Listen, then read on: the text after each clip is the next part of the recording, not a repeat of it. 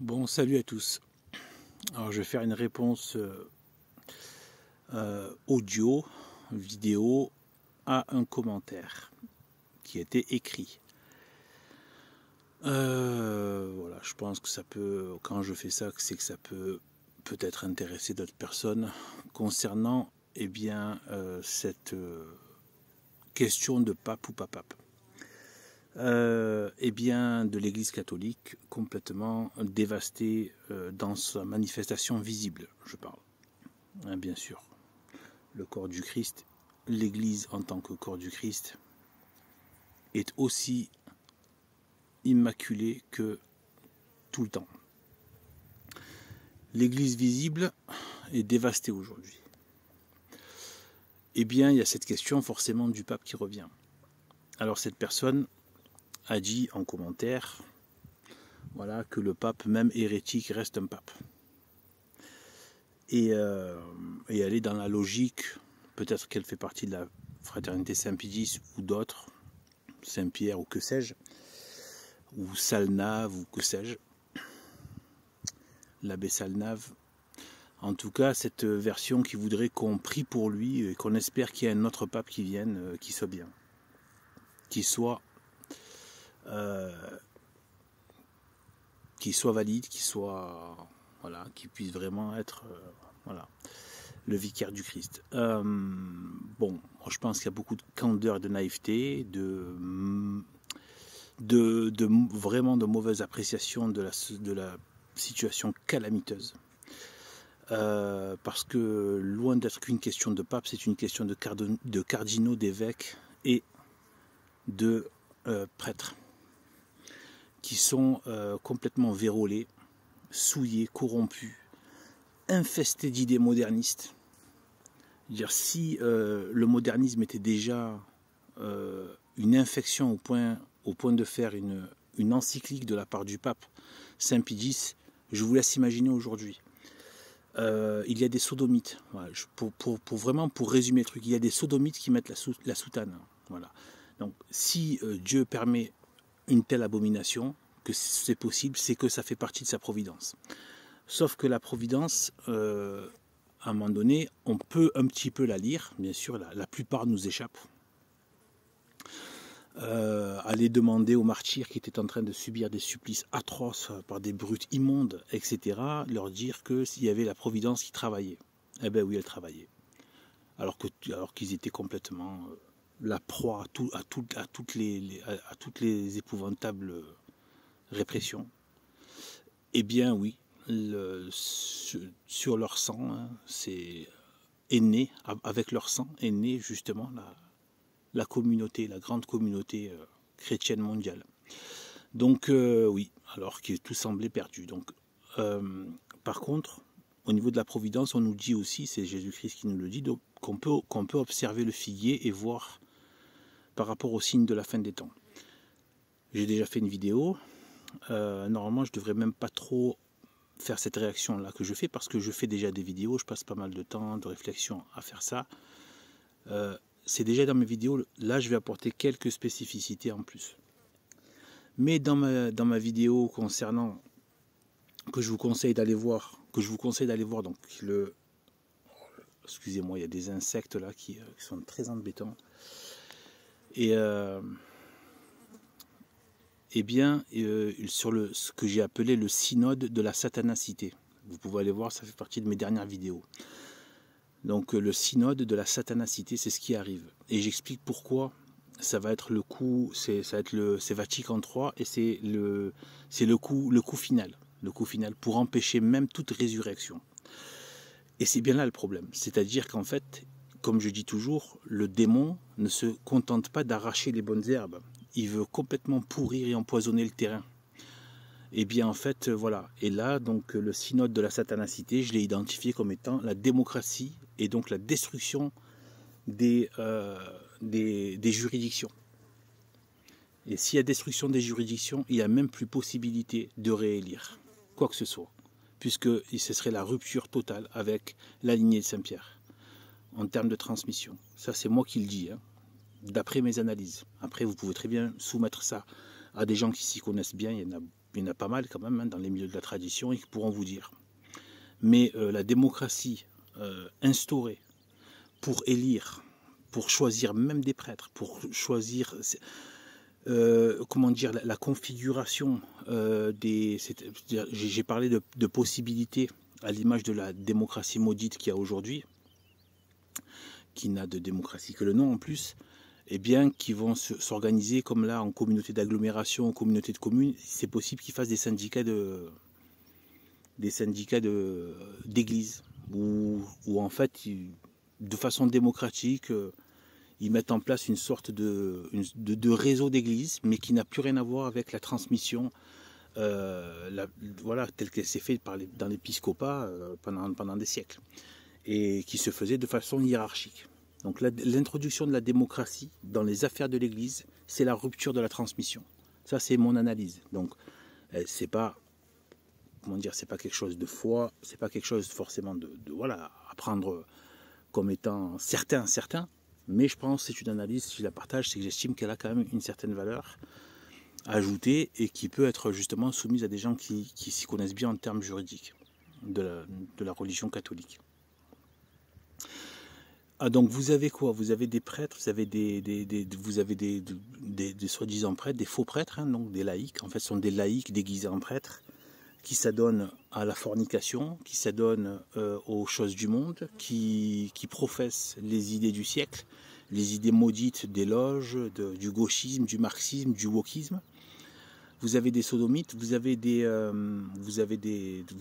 églises vides, etc., etc., etc., etc. En tout cas en Europe, ce qui est quand même le berceau, hein, même s'il il peut y avoir du vivier ailleurs, symboliquement c'est très fort l'Europe.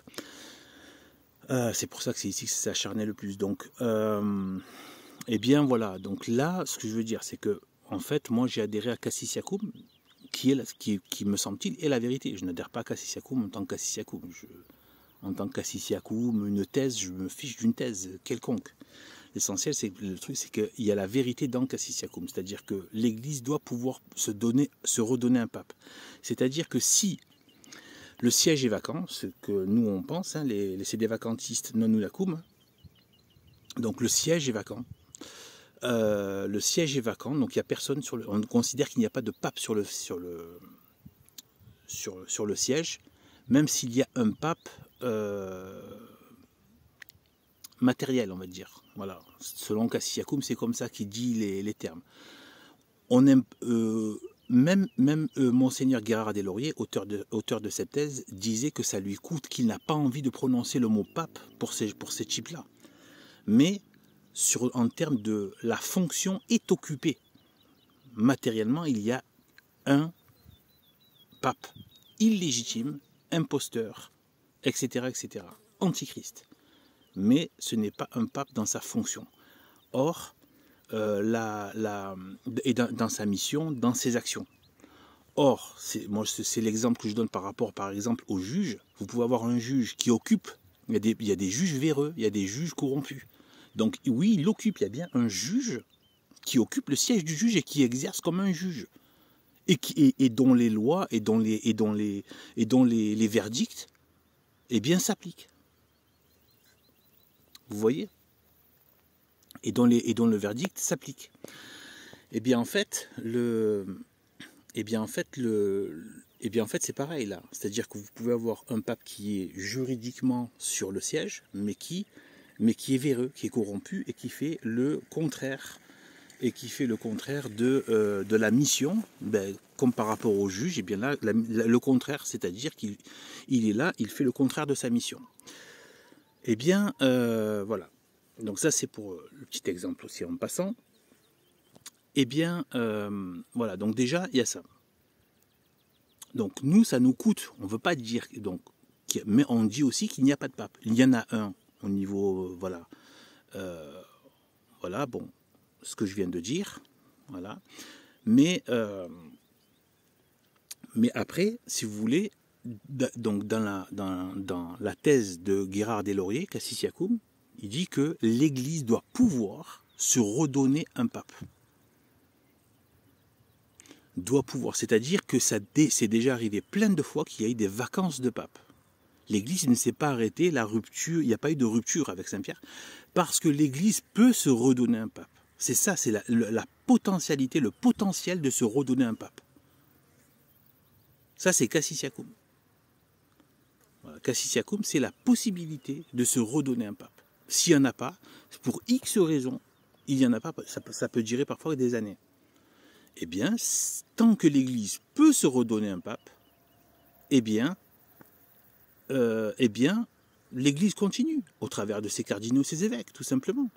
Et avec la foi, la doctrine, etc., etc., les règles de l'Église, etc. Alors, donc, peut se redonner. Et pour ça, il faut avoir un pouvoir de juridiction. C'est ce que dit Cassisiacum. C'est pour ça qu'on ne peut pas être conclaviste et se dire, bon, ben, réunissons-nous à quelques évêques et élisons un pape. Parce qu'il faut absolument avoir le pouvoir de juridiction. Sinon, ça ne marche pas. C'est pour ça que c'est tout se casser la gueule. Or, ceux qui ont le pouvoir de juridiction sont les imposteurs, sont ces faux prêtres, fornicateurs, sodomites, mondialistes, wokistes, gauchistes, etc., etc. Donc, eux, ils ont le pouvoir de juridiction. Mais ils n'ont pas le pouvoir d'ordre. Parce que ils peuvent pas, en fait, leur enseignement est faux et leurs sacrements sont faux. Donc, il n'y a ni le bon enseignement, ce qui est la mission des prêtres, c'est-à-dire d'enseigner et de donner les sacrements. D'accord ? Voilà. Eh bien voilà. Donc ça, c'est au niveau Cassisiacum. Par contre, Cassisiacum, qu'est-ce que dit Cassisiacum ? C'est que si l'Église ne peut plus se redonner un pape, alors on est dans la fin des temps. La seule explication par rapport à la Bible, c'est qu'on est à la fin des temps. Et donc, c'est ce à quoi moi j'ai fini par me rendre. On est rentré dans les temps de la fin. Donc maintenant, ça va être le règne social de l'Antéchrist qui est en train de se mettre en place. Et on est en train tous de le voir, à moins d'être aveugle, de ne pas voir ce qui ressort, notamment des médias, de la culture, des mœurs, etc. La société de l'Antéchrist, la République, etc., etc., etc., la haine du christianisme et tout. Donc on est vraiment... Depuis qu'il a commencé, depuis quelques siècles déjà, même avec le communisme, il y a eu quelques pics comme ça, la révolution française, etc., la séparation de l'Église et de l'État, etc., etc. Donc tout ça, c'est la pornographie, les mœurs délabrées, les églises qui se vident, la haine du Christ, la haine de la chrétienté, du catholisme, tout ça. Le retour de l'idolâtrie, de la gnose, du New Age, le satanisme, la magie, etc. Tout ça, les sociétés occultes et tout. Donc on est vraiment dans la préparation de la société de l'Antéchrist. C'est-à-dire que si l'Église ne pouvait plus se redonner un pape, mais que le monde allait bien, on se dirait, bon alors le christianisme est faux. Or, c'est exactement ce qui est en train de se passer. Aujourd'hui, on est en train de voir sous nos yeux, donc, les prophéties s'accomplir. On a vu déjà, nous, on a pu être témoins, contrairement à d'autres siècles. On a été après la prophétie de l'évangile enseigné aux quatre coins du monde. Eh bien, nous, on a pu, voilà, nous, on est juste après. C'est-à-dire qu'on l'a vu se mettre on l'a vu, ou plutôt, on en a vu les conséquences, les fruits. Que la croix a bien été plantée partout, de l'Alaska aux îles de Tahiti, tout ce qu'on veut. En passant par l'Afrique, de partout. Tout le monde a entendu parler de Jésus-Christ. Tout le monde. Et donc, l'évangile a été prêché. Et ensuite, l'apostasie des nations. Voilà, c'est-à-dire, l'apostasie, ça vient, donc du coup, c'est Vatican II. Qui a été le début de la grande apostasie des nations. Voilà. Enfin, ça a commencé bien avant, bien sûr, mais ça a été à l'intérieur même. Là, c'est carrément dans l'Église, ça a été le coup d'État dans l'Église, et l'apostasie à l'intérieur, dans le Vatican, au niveau du siège de Saint-Pierre. Donc là, c'est vraiment la grande apostasie. Voilà, donc ça, c'est cet aspect-là. Ensuite, maintenant, donc la suite, c'est l'Antéchrist. Voilà. La suite, c'est l'Antéchrist quand on suit l'ordre des choses. C'est des choses que j'ai apprises, hein, c'est pas voilà. Et donc voilà. Donc du coup voilà. Donc la suite, c'est l'Antéchrist. Et après, bon, je pense que je vais faire une vidéo où je vais reprendre cette chronologie que j'ai pu retrouver. C'est-à-dire qu'en fait, bien souvent, on a plein de problèmes, parce qu'il y a des gens qui parlent de grands monarques, il y en a qui parlent de la conversion des juifs, mais on ne sait pas où placer tout ça. Et à force de regarder et de fouiller, surtout grâce à Monseigneur Sanborn et d'autres évêques de son institut, que j'ai beaucoup écouté, et donc là j'ai pu remettre un peu les choses dans l'ordre, et je pense que je vais vous le mettre dans une chronologie, en fait. Ça ne veut pas dire qu'il ne s'agit pas de fixer une heure, hein. Pas du tout. Ça peut prendre, si ça se trouve, ça peut prendre 500 ans, 1000 ans, que sais-je, je n'en sais rien. Même si moi je ne pense pas, en termes d'opinion, je ne pense pas que ça prenne autant de temps. Mais voilà, dans l'absolu, oui, c'est possible. Ça peut prendre encore 1000 ans, voilà. Mais on voit bien que c'est court. Son règne sera court, etc., etc. Mais entre le maintenant et le moment vraiment de l'Antéchrist, qui peut dire vraiment? On sent que c'est aux portes, voilà, etc. Bref, ça aussi, il faudra que je donne, que je compte faire, ne serait-ce que la création de l'État d'Israël, pour la reconstruction du temple, avec le siège de l'Antéchrist. Je veux dire, tout ça, il y a ne serait-ce qu'un siècle en arrière, c'était pas vraiment imaginable. Même qu'il y ait un État d'Israël juif autonome. Vous voyez ce que je veux dire? On est en train de voir des choses des temps de la fin, là. Et donc, il y aura ensuite Enoch et Élie, etc. Donc, pendant le règne de l'Antéchrist, qui reviendront, etc. Donc, ça c'est au niveau de, voilà. Donc là, moi, donc, par rapport à vous, donc, je sens que vous êtes un peu virulente à ce niveau-là. Moi, parce que vous m'accusez d'être dans l'égarement, de je sais pas quoi. Donc, moi, je suis pas dans la dispute avec vous. Parce que je respecte le fait de tenir à avoir un pape et le fait de ne pas concevoir qu'on n'ait plus de pape. Ça, je le respecte. Je peux voir que c'est quelque chose de bon. Donc ça, voilà. Par contre, après, c'est-à-dire qu'après, moi, je suis sans pitié en termes de vérité. C'est-à-dire que là, quand je dis les choses, voilà, en prenant en compte maximum tout ce que je peux de la vérité. Et je pense que voilà, voilà, je pense qu'elle n'est pas de votre côté. Et d'ailleurs, voilà, vous dites que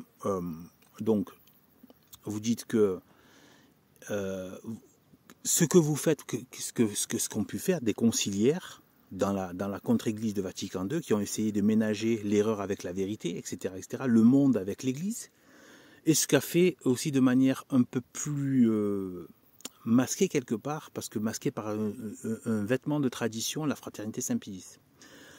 Eh bien en fait, le problème c'est que moi, ce que je pense, hein, de toutes mes analyses, de mes analyses en général, c'est que sur ce sujet-là, vérité, les compromis, tout ça, c'est que en fait, quand on essaie de faire tenir la vérité avec le mensonge, de mélanger les deux, eh bien c'est toujours le mensonge qui gagne. Voilà. La vérité est très forte, c'est pour ça qu'ils veulent l'empêcher, elle est ultra puissante, elle est bien plus forte que le mensonge, mais il faut qu'elle soit une, intégrale, indivisible et indivisée. Dès qu'on commence à l'allier avec le mensonge, non seulement c'est le mensonge qui finit par gagner, mais en plus la vérité se met à servir le mensonge, parce que le mensonge s'en sert pour se donner une crédibilité. Vous voyez? Donc voilà. Et pourquoi je vous dis ça? Parce que vous avez dit un pape, même hérétique, reste un pape. Et ensuite, après, vous me dites, vous prenez l'exemple, le passage de l'évangile, donc de la vie, hein, de ce qui s'est passé, avec quand Jésus-Christ dit à Saint-Pierre, arrière Satan, voilà, et que c'est malgré tout à lui qu'il a passé les clés de l'Église. D'accord, ok. Mais je pense que là, c'est une question aussi de formation. Moi, je veux pas, comme là, je suis pas là pour, je ne suis qu'un laïc. Mais sur ces questions-là, je me suis un peu renseigné. Je veux juste vous rapporter, moi, ce que j'ai appris. D'accord? Quand Dieu, donc Jésus-Christ, dit à Saint-Pierre qu'il voulait juste, qu'il disait que cela ne t'arrivera pas. Quand Jésus-Christ a annoncé qu'il allait souffrir, donc qu'il allait être livré et qu'en fait, il annonçait sa passion, pour pas qu'il soit trop surpris, voilà, les apôtres. Donc il s'est opposé. Or, Satan, ça veut dire l'adversaire. C'est en hébreu, c'est celui qui s'oppose, c'est faire opposition, c'est l'adversaire. Donc Satan, ça veut aussi dire l'adversaire, celui qui s'oppose, parce que Saint-Pierre s'est opposé. Et pourquoi Satan à ce moment-là? Parce que c'est par sa passion qu'il allait faire l'œuvre du salut. Or, qui veut s'opposer à l'œuvre du salut? C'est Satan. Donc, bien évidemment que Jésus-Christ n'a pas traité Saint-Pierre de Satan.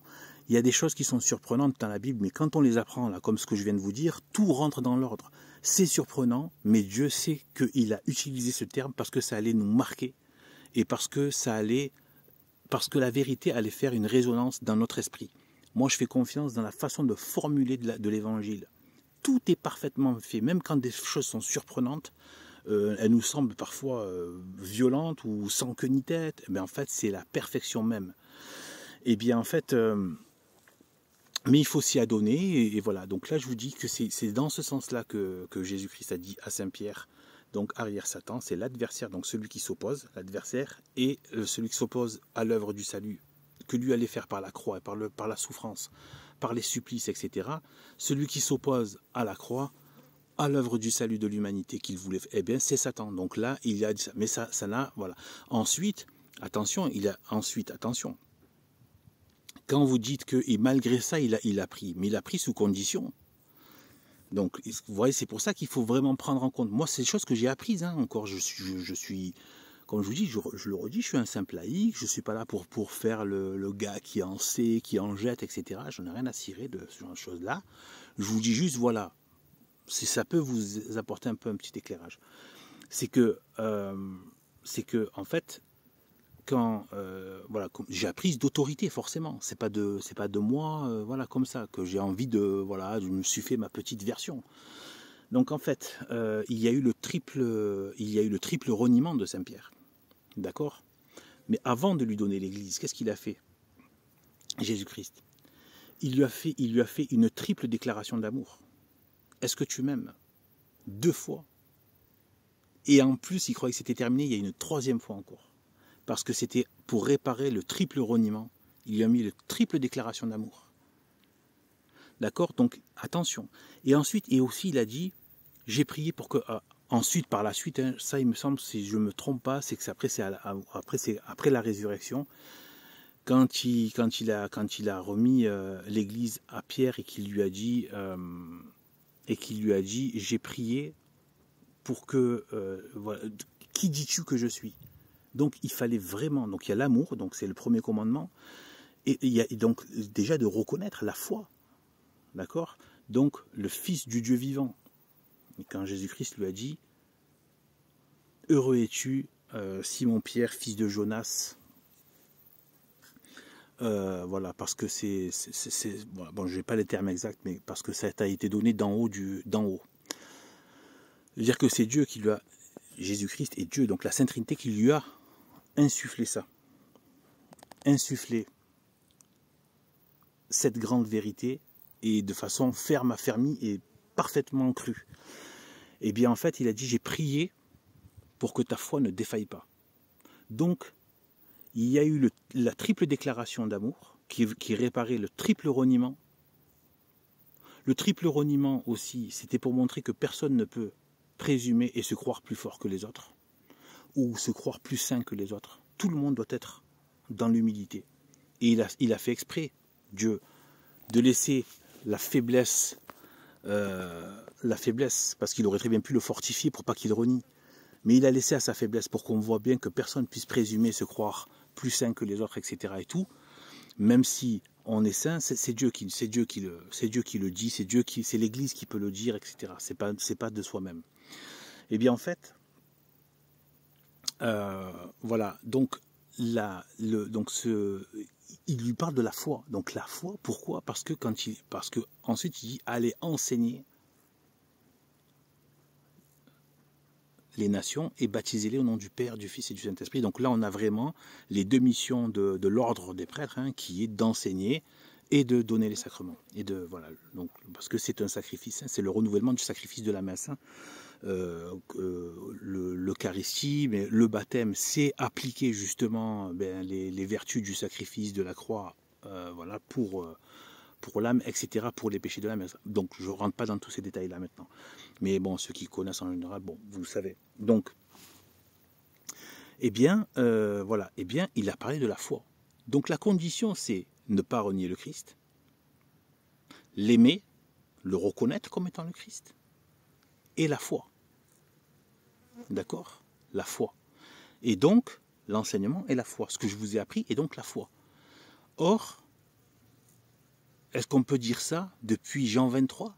Ces francs-maçons, ces espèces de dégénérés, ces imposteurs, ces menteurs qui mentent à des millions et des millions de personnes, voire à 1 milliard de personnes. Ce sont des démons incarnés, ces gens-là. Ce sont des 3/4 démons, en fait. Ensuite, oui, et par rapport, donc, il y a la foi, mais il y a aussi, quand tu seras converti, donc je présume que c'est à partir de la descente du Saint-Esprit, la Pentecôte, c'est-à-dire après son ascension, quand tu seras converti, affermis tes frères. Ça veut dire que le pape doit affermir ses frères dans la foi. C'est pas aux fidèles de venir de mettre beaucoup d'efforts pour entretenir la foi et pour prier pour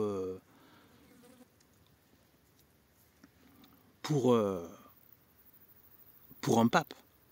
C'est lui le berger. Donc déjà ça. Ensuite, donc je vais terminer sur quelque chose que je ne maîtrise pas, mais mais dans l'ensemble vous allez capter l'idée. C'est au niveau de non, un prêtre n'est pas, un pape n'est pas forcément pape une fois qu'il est il peut perdre même instantanément sa papauté. Je n'ai pas tous les éléments, plus là je suis dehors, tout ça, j'ai pas, voilà, mais il y a des conditions. Il me semble qu'il y en a 4. Il y a des conditions pour que le pape soit considéré comme pape qui est assisté du Saint-Esprit. Vous savez que la volonté, le simple fait de vouloir être pape, si vous ne voulez plus être pape, vous n'êtes plus pape. D'accord? Voilà. Tout simplement. Tout est basé sur la volonté. Regardez, vouloir le baptême, vouloir le salut, vouloir, etc., etc. La volonté, le péché mortel se fait par rapport à la volonté, etc. Donc tout se fait par rapport à la volonté.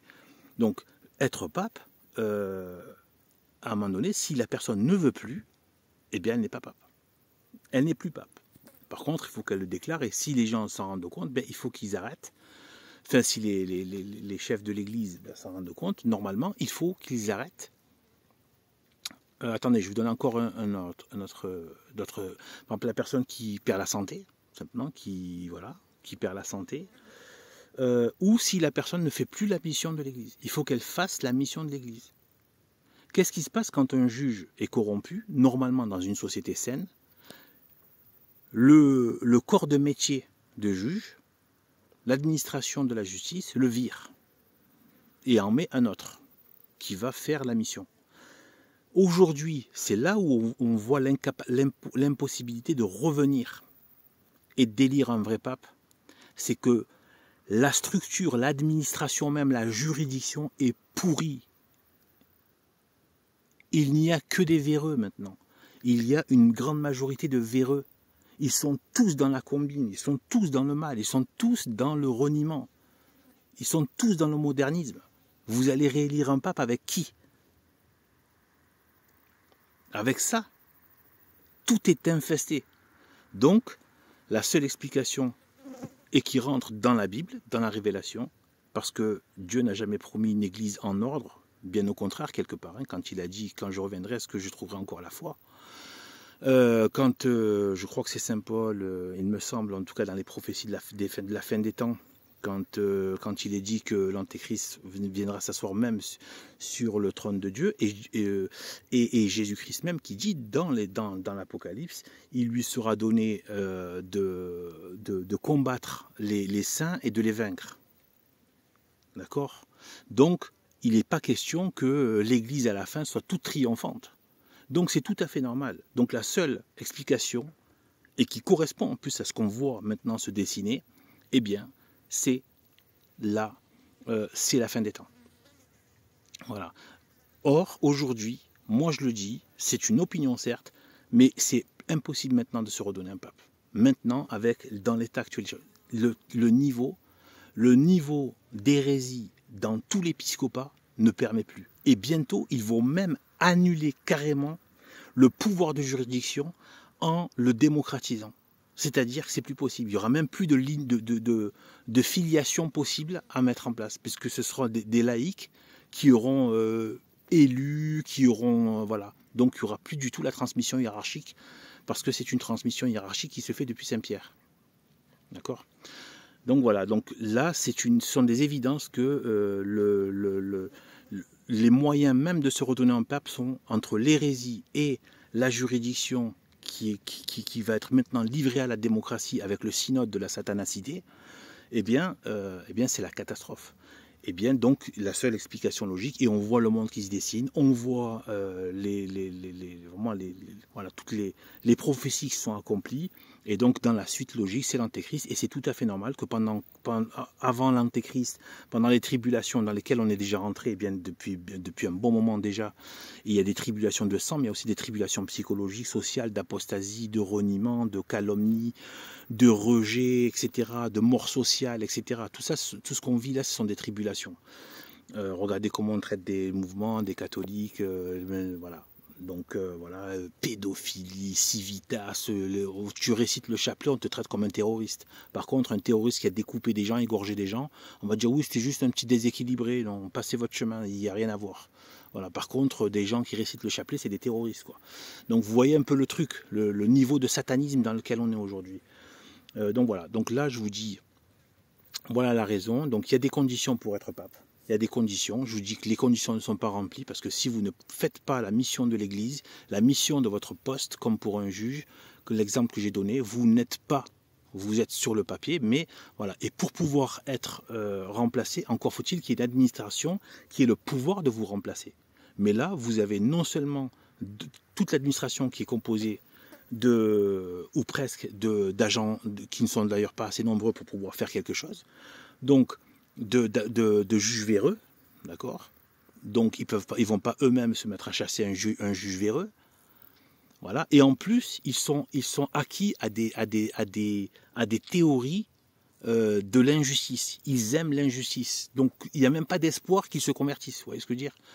Donc voilà, donc là on est dans une situation où voilà, c'est donc il va y avoir le clash avec l'Antéchrist. Et voilà, voilà, cela a été, moi je vous dis, j'étais assez content de voir que ma déduction, je l'ai retrouvée par Monseigneur Sanborn, ce qui m'a fortifié là-dedans. Parce qu'au départ, je ne voulais pas croire à ce que je pensais forcément moi. Et là, Monseigneur Sanborn, c'est quand même un évêque ultra formé, bien évidemment. Un évêque de la tradition, véritablement ordonné, validement ordonné, un vrai évêque de la lignée de Saint-Pierre, etc., encore vivant et qui enseigne et qui dit que la suite prochaine, c'est l'Antéchrist. Donc c'est tout à fait normal que l'Église soit dévastée parce qu'il n'était pas question qu'il y ait une Église parfaitement en ordre pendant le règne de l'Antéchrist. Voilà. Donc sur ce, voilà, que Dieu nous bénisse. Et voilà, sachant qu'il y a d'autres, voilà, aujourd'hui, comme j'ai dit dans ma vidéo, après si vous voulez pas le voir, vous voulez pas le voir, ça c'est votre histoire. Hein. Même si c'est regrettable, eh bien, il y a des moyens aujourd'hui d'approcher des sacrements valides, voilà, par les moyens que j'ai dit dans la précédente vidéo. Bon, salut sur ce, pour pas faire trop long, que Dieu nous bénisse et que Dieu nous aide à rester fidèles jusqu'au bout. Salut.